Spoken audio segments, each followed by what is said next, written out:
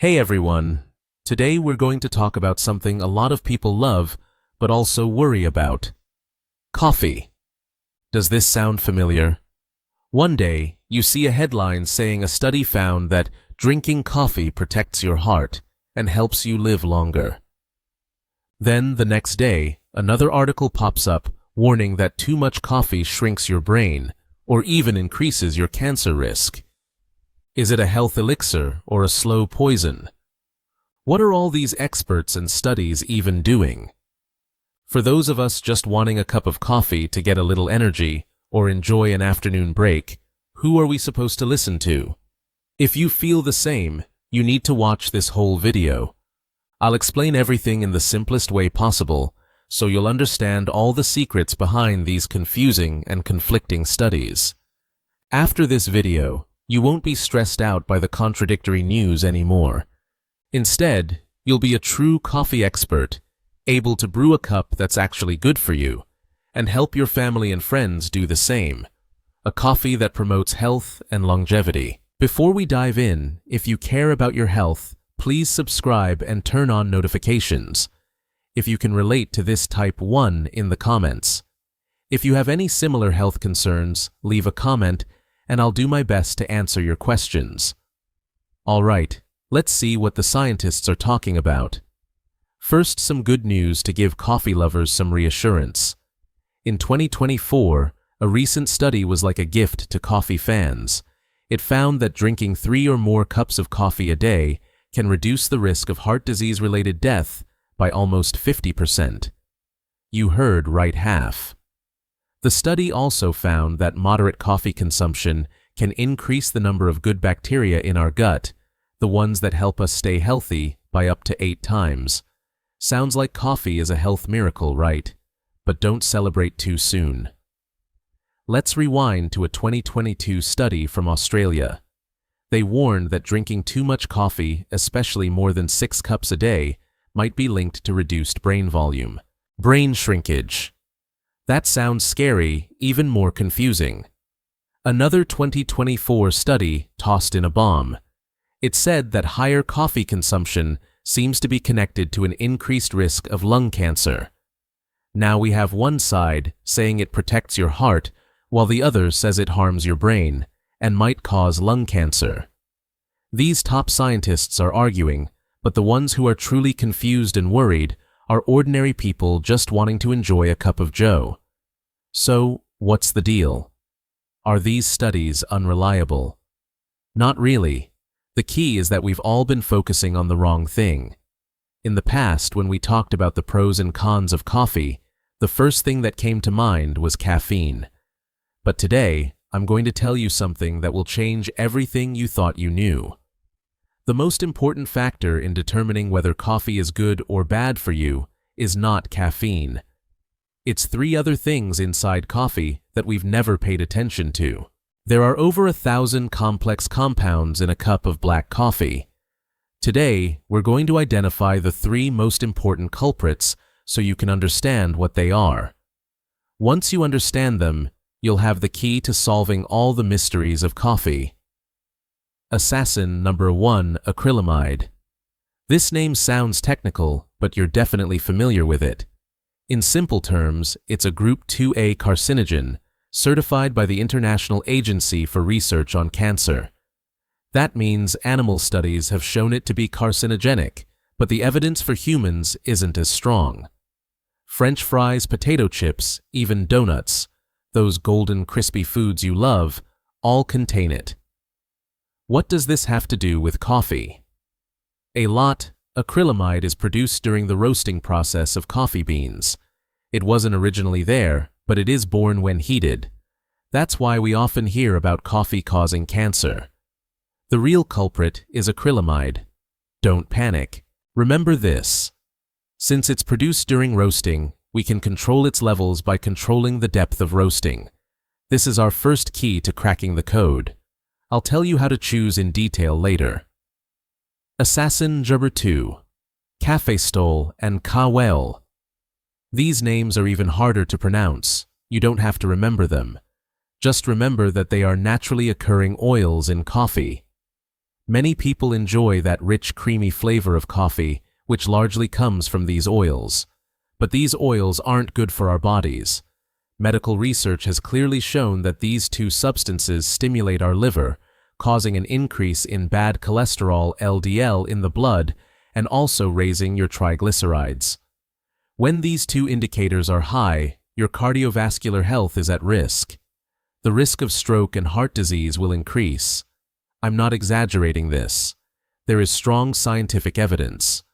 Norway once conducted a massive study tracking over 500,000 people for 20 years. The results found that those who regularly drank unfiltered coffee because they consumed large amounts of kaffestol and kawil had significantly higher rates of cardiovascular disease mortality. The risk increased by 19%, especially for men over 60. You see, the second key point emerges: since these bad things are oils, we can filter them out by changing how we brew. That's our second key to solving the puzzle. Now that we've talked about two villains, we need to defend a hero in coffee: chlorogenic acid and other antioxidants. These are the real treasures in coffee. They help our bodies fight inflammation, protect the cardiovascular system, and stabilize blood sugar. Many of the benefits we mentioned earlier come from them. But here's where it gets tricky. These antioxidants and the carcinogen acrylamide have a "you die, I live" relationship. Studies have found that the longer the coffee beans are roasted and the higher the temperature, the more the carcinogen acrylamide is reduced. But at the same time, these precious antioxidants are also largely destroyed. The good news is that even if some are sacrificed, many good things are still retained in coffee. We're simply choosing the lesser of two evils, selecting the option that is most beneficial overall. Do you understand now why coffee studies are so conflicting? It's because different roasting levels and different brewing methods result in completely different ingredients entering your body. You might be drinking a healthy beverage full of antioxidants, or a poison containing carcinogens and cardiovascular time bombs. So stop foolishly focusing only on caffeine. The real factor in whether the coffee you drink saves or harms you is whether you know how to choose and brew it correctly. The following 3 golden rules are the most important content of today's video. Please remember them. Golden rule number 1. The wisdom of bean selection. Dark roast Arabica beans are your safest choice. The first thing we need to solve is the terrible carcinogen acrylamide. The method is simple. Start by choosing the right coffee beans. Remember this conclusion: choose dark roasted coffee beans. Why? Because scientists have done the experiment for us. Compared to light roasted beans, which have a more acidic taste and lighter color, dark roasted beans that have been roasted at high temperatures for a long time can have acrylamide levels reduced by over 35%. That's a huge difference. We prioritize minimizing the most obvious cancer risk, which is a smarter choice. In terms of bean type, if your budget allows, choose better quality Arabica beans, which have a more stable flavor, rather than Robusta beans, which have a more bitter taste and higher caffeine content. I must give a warning. Here, there's a type of coffee you should avoid if you can. Instant coffee, whether it's the 3-in-1 type or pure instant black coffee powder. Why? Because the manufacturing process of instant coffee is very complex. The coffee beans go through multiple high-temperature extractions and drying processes. This repeated heating is a breeding ground for large amounts of acrylamide. Many studies have shown that instant coffee has much higher levels of acrylamide than coffee we grind ourselves from whole beans. It's not worth it to sacrifice your health for convenience. Golden rule number 2. The art of brewing. A paper filter is your lifesaver. Once you've chosen the right beans, you've solved the acrylamide problem. Next, we need to deal with the oils that harm your cardiovascular system: kaffestol and kawil. The method is even simpler. So simple, you might not believe it. Your lifesaver is a thin paper filter. That's right, it's that simple. The most important conclusion of the epic Norwegian study of 500,000 people I mentioned earlier is this: whether or not you filter the coffee is the key dividing line between good and bad coffee. The study clearly pointed out that those who consistently drank filtered coffee had a total mortality rate that was 15% lower than those who drank unfiltered coffee. This 15% difference comes from a small paper filter. It helps you block almost all the harmful oils that raise bad cholesterol and triglycerides. So, what brewing methods are most recommended? Pour over coffee using paper or cloth filters. This is the most classic and effective filtration method. Drip coffee. As long as you use a filter, it is safe. Cold brew coffee. It uses cold water and a filter to remove oils. What brewing methods should you avoid? French press. This only uses a metal mesh to push down and can't filter out tiny oil particles. The risk is highest with this method. Turkish coffee, Greek coffee. Coffee grounds are placed directly into the pot and boiled. This is the most unhealthy way to drink coffee. Any direct boiling method without filtration is like drinking oil. Remember, no matter how good your beans are, if your brewing method is wrong, it's all in vain. A paper filter is the most important defense line separating health and risk. Golden rule number 3. The science of dosage 1-3. Cups a day for maximum health benefits. Now we have chosen the right beans and used the right methods. The last step is to control the quantity. Too much of even the best things can cause problems. Combining the vast majority of scientific research experts have come to the consensus that drinking 1 to 3 cups of black coffee a day is the golden range for the highest benefits and the lowest risks for healthy adults. Within this range, you can enjoy the energy boost, cardiovascular protection, and gut health benefits of coffee while keeping potential risks to a minimum. What do we mean by a cup? It's about 8 ounces, 240 ml. The average size medium coffee you'd get at Starbucks. So, the total daily intake should not exceed 3 cups or 24 ounces, 720 milliliters. This 1 to 3 cup recommendation is just a general guideline. Everyone's body is different, so this standard needs to be adjusted based on individual circumstances. Especially if you belong to the 4 high-risk groups I'm about to mention, you need to be extra careful about how you drink coffee. We've learned the rules, but we need some personalized wisdom to apply them. Please check if you or your family members belong to the following 4 categories. If so, be sure to follow the customized self-help guide we've created for you. Group 1. Friends with high blood pressure. That's not well controlled. If you have high blood pressure that's not well controlled, fluctuating up and down, then coffee is a bomb that needs to be handled very carefully. Studies have clearly shown that for this group, drinking more than 1 cup of coffee a day will cause the risk of cardiovascular disease to skyrocket. This is not a joke, it's risking your health. So the recommendation for you is very strict: drink no more than 1 small cup a day, and only when your blood pressure is stable.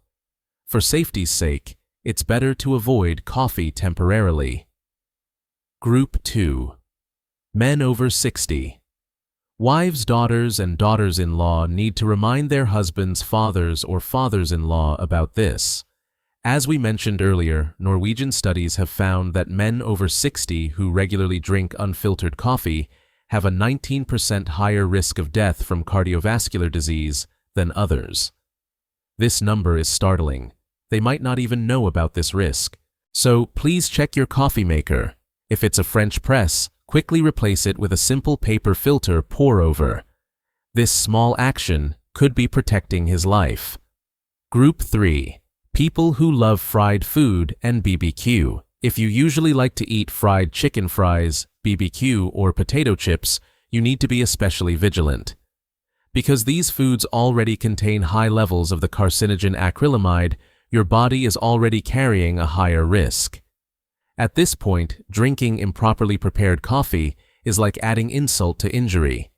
It's like trying to pour a large bucket of water into a bucket that's about to overflow. The risk is always there.